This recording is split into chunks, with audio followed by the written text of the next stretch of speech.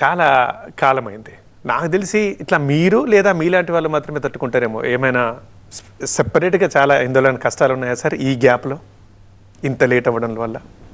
న్యాచురల్గా అండి. ఇప్పుడు ఫస్ట్ ఆఫ్ ఆల్ లేట్ అయినందుకు లేకపోతే అనుకోమని అవ్వలేదు సార్. ఎందుకంటే నాకంటే బయట ఎక్కువగా ప్రాపగండా ఎక్కువైంది, అనుకోవడం ఎక్కువ, ఇక్కడ జరిగిన దానికంటే ఎక్కువ జరిగిన దానికంటే. కాకపోతే ఏంటంటే లేట్ అయిపోయింది, ఫైనాన్షియల్ ఇన్వాల్వ్మెంట్ ఉంది కాబట్టి అందరు న్యాచురల్ ఏ వృత్తి చేసినా ఇంట్రెస్ట్లు అవన్నీ పెరుగుతాయి, అవన్నీ ఓకే.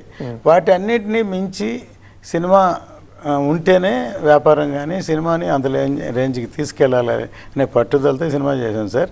అదే కాకుండా అది ఒకటే కాదు కారణం, 3 కరోనాలు క్రాస్ చేశాను. ఆలస్యం అవడం వల్ల చాలా మందికి పని దొరుకుతుంది, ఇంకొంచెం లాభపడుతుంటారు. బట్ నష్టపోయేది ఇందాకే మా ఫిల్మ్ డెస్క్ వాళ్ళు చెప్పారు, వాళ్ళు మాట్లాడుతూ అప్పుడు ఎక్కువైనా కొద్దీ నిర్మాతకు మాత్రం నష్టం జరుగుతూ ఉంటుంది, ఇవ్వాల్సి వస్తుంది అందరికీ. సో అది ఆ భారం నిర్మాత మోయాల్సి వస్తుంది. పాపం ఏం రత్నం గారు ఇందులో ఎన్ని కష్టాలు పడ్డారో ఇదిలో అని. దీంట్లో నెగిటివ్ ఏం లేదు, జస్ట్ అది అనిపించిన కారణంతో అడిగాను నేను. అవునవును. సో అలా ఏమైనా మీరు? ఒక అభిమాని మెసేజ్ పెట్టాడు, అన్న మీకోసమన్నా మీరు 2 సార్లు ఎక్స్ట్రా చూస్తాను సినిమాని. మీ మీద అభిమానంతో ఇలా హ్యాపీ ఫీల్ అయినా.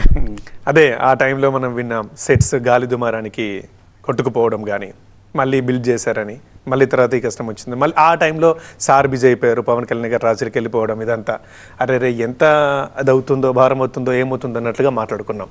సో ఒకటి మంది నేను ప్రౌడ్గా ఫీల్ అవుతున్నాను. ఆయన జర్నీలో ఆయన ఇప్పుడు డిఫీట్స్ అయ్యేటప్పుడు ట్రావెల్ చేస్తూ పక్కన ఇటువంటి ఒక గొప్ప సినిమా మనం తీయగలిగాం అని నేను అదృష్టంగా ఫీల్ అవుతున్నాను యాక్చువల్గా. ఈ మాటలో కంప్లీట్ చేయాల్సిన మాకు అదే, ఎన్ని పడ్డారు పక్కన పెడితే అన్ని పడి సక్సెస్ఫుల్గా ముందుకెళ్లారు కదా, దాన్ని తీసుకోవాలి ఇన్స్పిరేషన్. రేపు పొద్దున ఎవరు ఊహించలేదు, కానీ సినిమా వచ్చాక అందరు షాక్ అవుతారు. అవునా సార్? డెఫినెట్గా షాక్ అవుతారు.